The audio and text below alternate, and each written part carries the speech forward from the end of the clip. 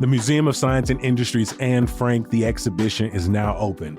The exhibition features a pioneering experience outside of Amsterdam to really immerse visitors in a full-scale recreation of the annex rooms where Anne Frank, her family, and 4 other refugees spent 2 years hiding to evade Nazi capture. It includes more than 130 original artifacts from the Anne Frank house in Amsterdam and is designed for adults and children ages 10 and older. All tickets include the exhibition audio guide in English and Spanish. Get your tickets today at griffinmsi.org.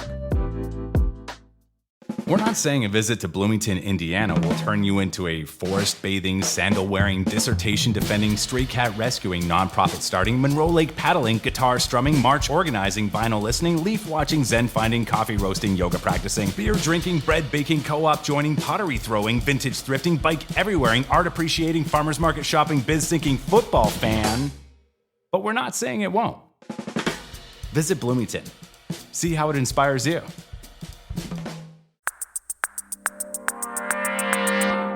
Today on CityCast Chicago, should churches be building more housing? Maxwell Street is losing another piece of history, and it's finally patio season. It's Thursday, May 14th. I'm Simone Avisea, in for Jacoby Cochran, and this is what Chicago's talking about.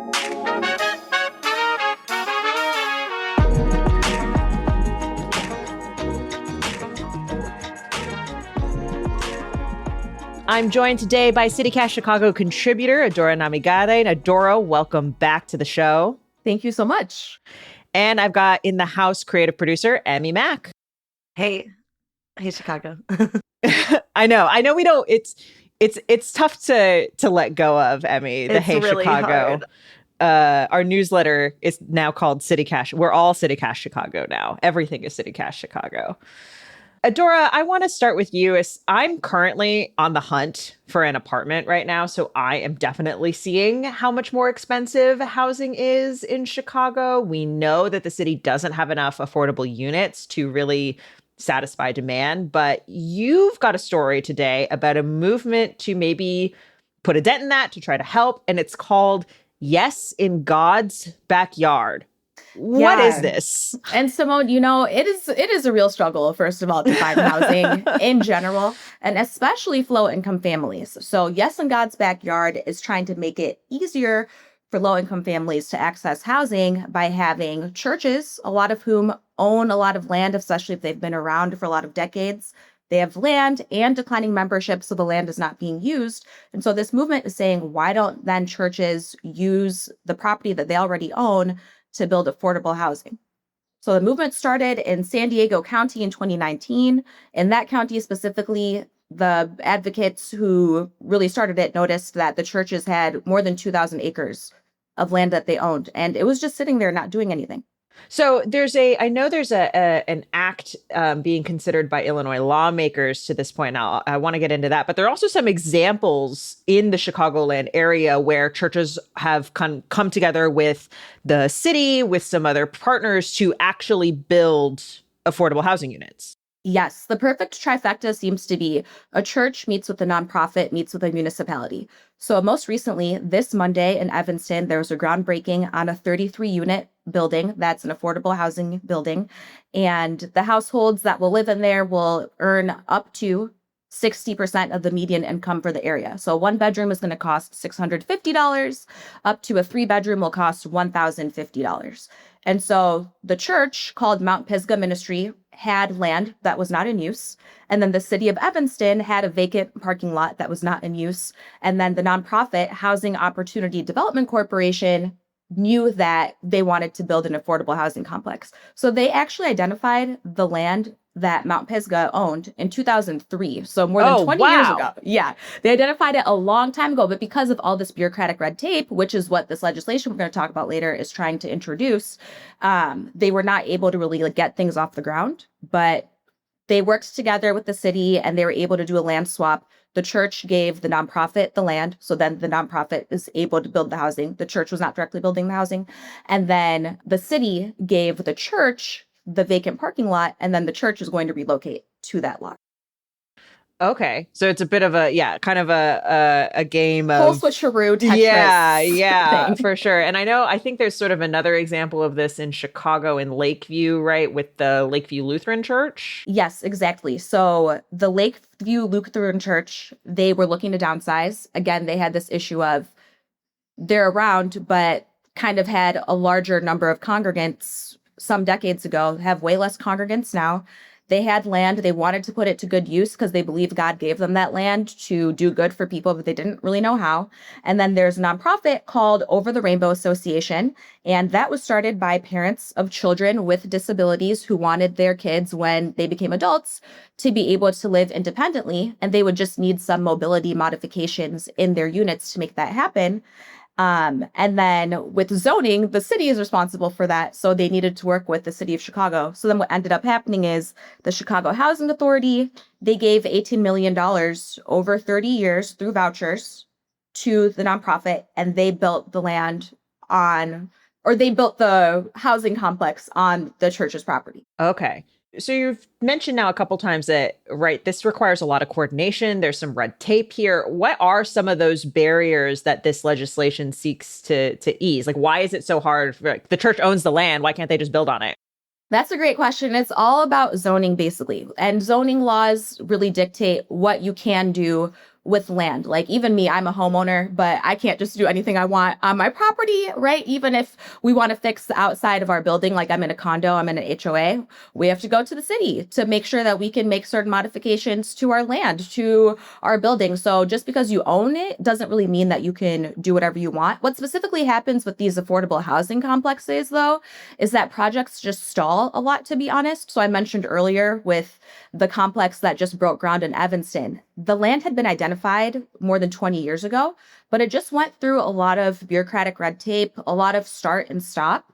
There was also a lawsuit that was filed, ended up getting settled out of court, but a neighboring property owner basically said, hey, we don't really want the church to do this, right? It ended up getting roundly dismissed, but it's just hard to change the zoning laws. And also there's no timeline by which people have to change the laws. So part of this bill, the Development on Church Land Act, what it wants to address is making sure that governments have to respond when people create these requests to even build these new housing complexes. So like in the bills that are in the Senate and the companion bill in the House, they're saying specifically, hey, if somebody comes forward with a proposal and you don't respond in 60 days, that means it's an automatic yes. So then it really is pushing them. It's sort of assumed that you can build rather than assuming you can't build. Right. So then that will push governments to say something in a timely manner. Oh, that's interesting. So I'm curious, in that lawsuit and in some of the opposition that we've seen, we often see opposition when we see like multifamily, particularly affordable housing being built. Is that kind of the vein of that? Or is it specifically about the church building and opposition to the institution that's doing it? Yeah, this lawsuit was not about the church specifically. It was more about creating like a lot of noise and creating a dense population where the property owner had some fears about what that could mean for the mood of the area, and it's hard to say exactly what does that mean. Right. What does it ever mean when we're building multifamily? The character of a neighborhood. If I had a nickel every time I heard the character of a neighborhood. And that's what's hard. It's very I think this movement is in response to that sort of NIMBY attitude, right? Not in my backyard. Like, we support affordable housing in theory, but when it actually comes to where we are going to put it on this particular intersection in this particular neighborhood, all of a sudden, the people who would really be interacting with the people living there do not really want it to be there. And that's part of why it's so hard too. On the one hand, I see this and I'm like, yeah, cool. Like anything that sort of allows for more affordable housing to be built. And when I see new affordable units, because it does seem like these are the units we're talking about in both Lakeview and in Evanston, they're truly affordable in the sense that, they are capped at how much the rent can be or how much, what kind of income, people are going to have. Right. And so on the one hand, I'm like, yeah, okay, let's build more of it. Like, let's get more people into housing. But on the other hand, I think about myself and I'm like, I don't know if I'd want a church as my landlord. Like, right. I don't know how I'd feel about that. I mean, I don't know if you have like similar reactions and thinking about like, especially as a renter, like who is actually the owner of your property there? No, just as you guys were talking, though, I was like, yeah, mega church, luxury, high rise. It seems like a possibility. It's a somewhere. Scary thought, but... Well, and it's so interesting because, like, how are we defining faith community and faith-based property, right? And what is the church that owns that property, and who's actually doing it? Yeah, absolutely. Particularly, I suspect that's less of a problem in the city proper, but I actually don't know that. I actually don't know that that's the case at all. I know what you mean. It would totally depend on, I think, the church's relationship with the tenants, right? Like, is it strictly business? Like, hey, you pay the rent and we're very hands off. Are we talking to you? Are we trying to invite you even into our services and stuff like that? And since this is such a new movement, very recent, like California and Florida have laws that make kind of like remove that red tape to make it happen. But other states like Illinois, they're just in process. I think it's hard to know what is the totality of the relationship between the church and the tenants. And we would have to see how that is used. Well, and then I also think about like the other part of this movement is like churches are potentially getting into deeper into the real estate business, the real estate building business, to help counteract the fact that fewer people are going to church, right? To help either, enliven their own congregations or whatever the case might be. But then it's sort of like, well, okay, what's stopping the churches who do have some pretty primo real estate to put up some like nice market rate housing and like, make you know what I mean? Like that's sort of where I begin to like wonder about some of the unintended consequences here. I know what you mean. And I imagine in that case, if churches were building market rate housing, I don't know. I imagine they would lose trust in their communities, because I think part of why this works in the first place. But the legislation doesn't specifically speak to affordable housing, as I understand. It's specifically about like zoning and sort of regulation around it. You're right. But I guess I'm just saying, I think it would be a short-term win, a long-term loss for a church to just get into the market rate real estate game through this law, because I think part of what made churches an attractive place to look to build affordable housing in the first place was that even with declining membership, there's high community trust in terms of the social services that are offered in a community. A lot of them do tend to be housed in a church. So like a local soup kitchen tends to be housed in a church, a local clothing drive. If somebody is part of a sobriety group, it tends to be housed in a church, things like that. So I would think the trust there is what allowed them to even be good players in the first place. So I mean, we'll have to see, though, Simone. There's certainly no guarantee that this legislation is going to pass in this session, to be sure. I know it's been referred back to or in this way, it's been referred back to the Assignments Committee. And it seems like I suspect there will probably be more debate here.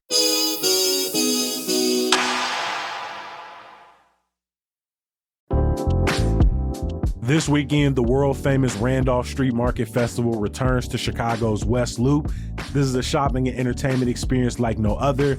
Named a top 10 U.S. flea market by Travel and Leisure, USA Today, and HGTV, has been a destination for antique and art collectors, set decorators, interior designers, and fashionistas from around the world for 20 years and counting.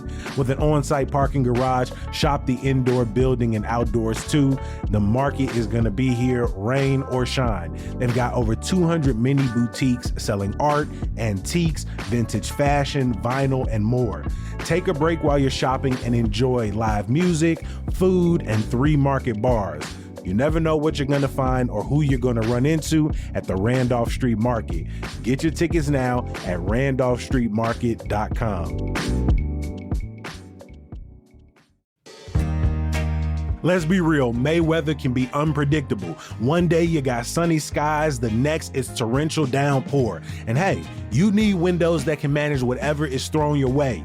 And you don't want some high utility bill being the thing that ruins your summer. Window Nation can help you get new, energy-efficient windows at a great price. The Buy 4 Windows, Get 4 free sale is going on right now. You can update all your windows and get half of them for free. Plus, you get 0 down payment and no payments or interest for 2 years. Window Nation also promises a lifetime warranty, so you can relax knowing your home is protected far into the future. And the installation crews finish the job in a day or less with a 96% customer satisfaction rating and over 45,000 5-star reviews at 3 million windows installed across the country. So hey, schedule a fast free consultation at windownation.com and hurry because the sale ends soon. That's windownation.com. I think by now, most people have probably seen the news that the popular Polish sausage spot, Jim's Original, is leaving its location on Union Avenue and is moving to Pilsen. It's been there specifically for 25 years, but of course, Jim's has spent the better part of a century in the Maxwell Street area. Emmi, I know you just wrote a story about this, but I do think this story is interesting because it's not like Jim's is closing forever, like we've, had to experience with so many of our other Chicago institutions. But why is this move hitting people so hard? Yeah, so I really was excited to write about this because I did feel that emotional pang when I heard about the move to Pilsen. And that's because it's just one of the last physical markers of Maxwell Street that exists on the Lower West Side. Although there are, going to be a couple Polish sausage spots left around there that you can grab a bite, Jim's is the one that's really become the face of the Maxwell Street Polish. And if you don't know or if you haven't tried one, you definitely have to. But it's a Polish sausage covered in grilled onions, mustard, and sport pepper.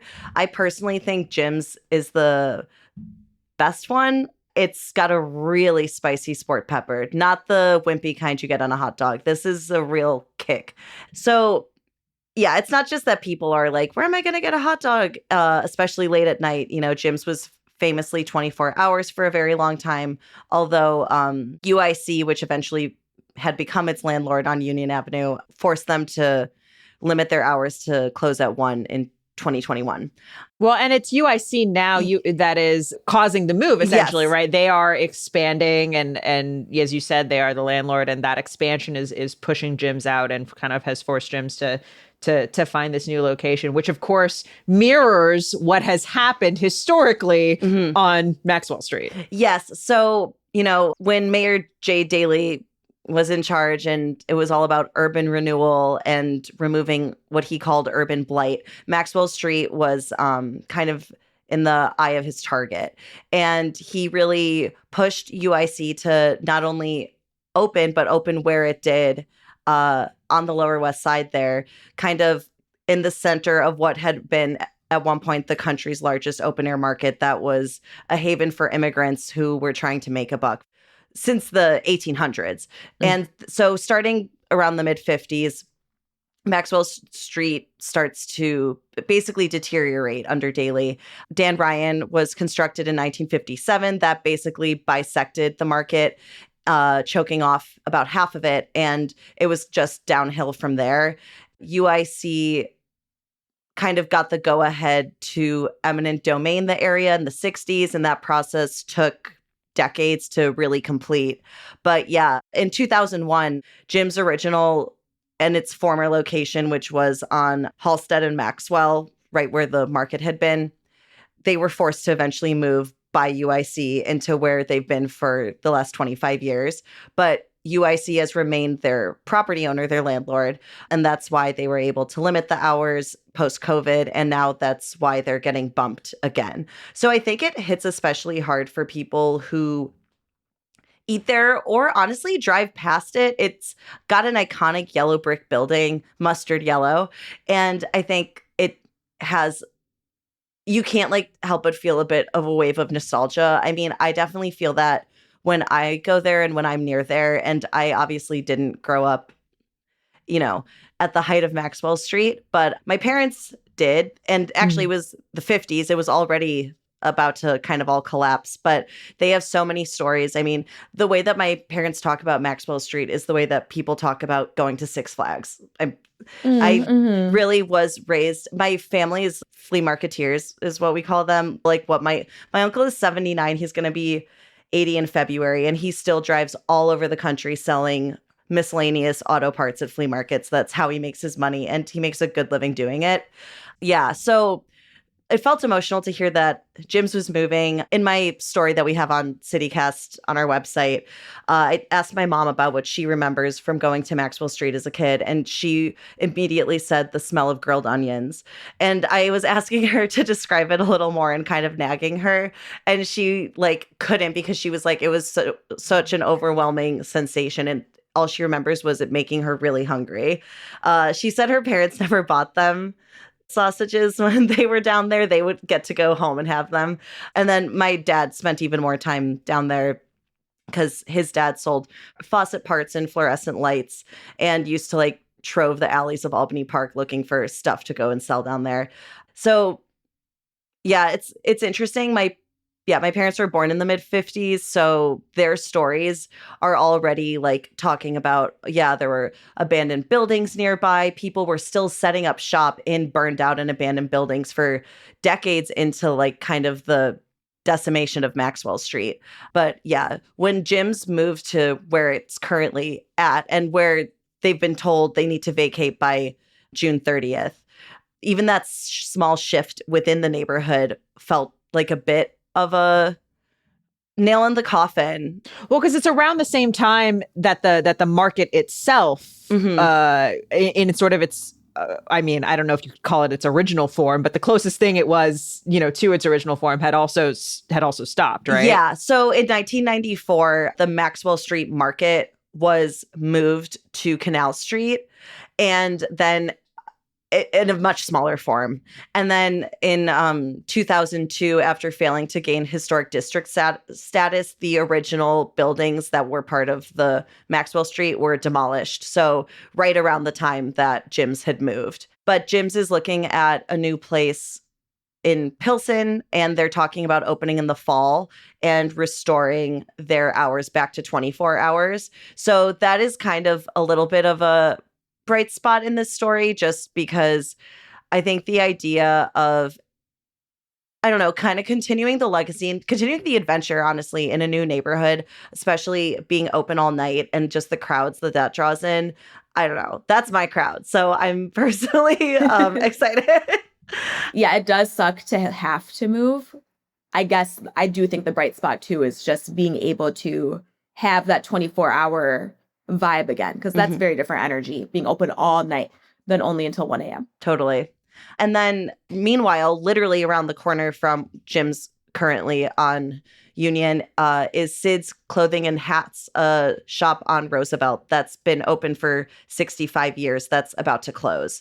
So NBC put together a really nice video profile on the store if you guys want to check that out. But unlike Jim's, Sid's isn't being forced out. Its owner, Howard Blair, who inherited the business from his father, simply wants to retire. He has daughters that he's close with. They have different career paths. One's a nurse, one's a public defender. Because I think there's that automatic, wait, why doesn't someone take this over? How could you let this family business die out? But he actually, in his interview, seems really excited to retire. And it's kind of more of a heartwarming story that this shop has survived despite all the UIC pushing people out for decades there, honestly. And he's maintained customers. People talk about, oh, I shop for hats here. I get suits here. My dad got hats and suits here. One guy talked about how his dad owns 30 hats. His late father owned 30 hats from the store. So it's not just a family business, but a family clientele. And when they announced that they're going out of business, people have kind of been going there in flocks. And there's a going out of business sale where everything's 25 to 50% off until the end of the month. But yeah, Howard said that things are going fast. So if you want hats, get down there. I actually probably will go because I was going to say, this feels like it's really up your alley. Yeah. Emmi, I like a fancy hat from a family shop on a big discount that has your name written all over it. Absolutely. I love a haberdashery. So I will be going before May 30th. That's awesome. No, I'm joining you. My husband is very much trying to up his style game right now. And so he's trying to add these different classic elements. His dad wears a lot of great hats. So I know he's trying to get in that energy. So now we need to go there as well. Exactly. Awesome. Yeah. So shout out to Sid's on Roosevelt. And then another kind of piece of if you could, yeah, I guess you could call it good news, is this Sunday, the monthly seasonal Maxwell Street market, which is kind of the form it's existed in for a while now, is returning back to literal Maxwell Street between Halsted and Union. Last year, it was about a mile away. So that starts this Sunday. Just if you plan to go this summer, check online because the Sundays are sporadic. Like it's not this.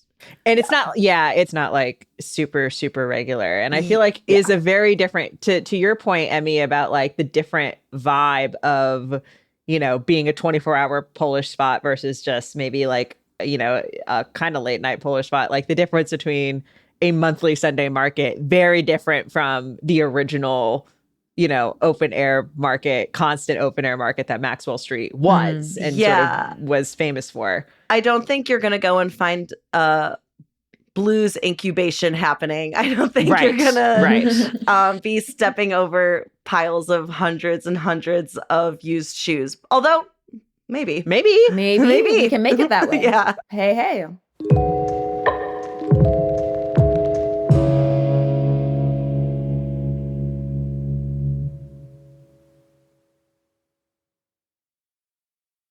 Well, speaking of things to do this weekend, I feel like if I just say confidently that it's patio season, do it, then the temperatures will stabilize. The rain's going to leave my forecast. So it's patio season. Yeah, amen. Which means we got to give our recs for our favorite patios. Emmy, where are you headed on during this patio season? So for happy hour, I'm always year round going to Central Park Bar in Avondale because they do half off drinks from 4 to 7 all weekdays.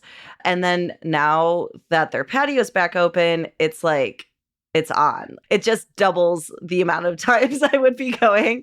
Their patio is like a big kind of gravel patio, and they have different types of seating. There's a couple swing seats. There's a fire pit with low chairs, and then there's picnic benches. It gets pretty crowded, but I don't even mind just standing up there. They have trees and stuff. It really feels beautiful. Yeah, it's great. It's right next to Podlasie. Yeah, it's on Central Park and Milwaukee.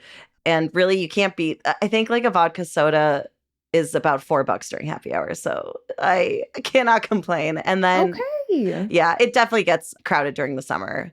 And then nearby, actually on Saturday, I went to Consignment Lounge, which I've been to before. It's really cool. It's kind of set up like a literal consignment shop. They have old furniture for sale that you're also sitting on. Oh, so it's a consignment store and you're at the bar at the same time. Yeah, it's a consignment store I need bar. to go. It's awesome. I mean, like, it could be gimmicky. I mean, it kind of is. But it's also, they did a really beautiful job with the interior. It doesn't feel like you're in a stuffy consignment shop or something. And then I didn't even really realize they had a great patio, but I guess it was probably the first time it was open. So I was there on Saturday, and that was cool because I'm like, if I want to sit on a flannel couch inside, like, there's just so many different, like, completely different, I'm trying to think of the right word. Like experiences. Environments. Yeah. Experiences you can have in that building now. So that's cool. I love that because so many places have really rough, hard seating, which just, like, grates me. Okay? I'm not trying to pay to be uncomfortable. So if I can go sit on a flannel couch while I'm having my little drink, that sounds great.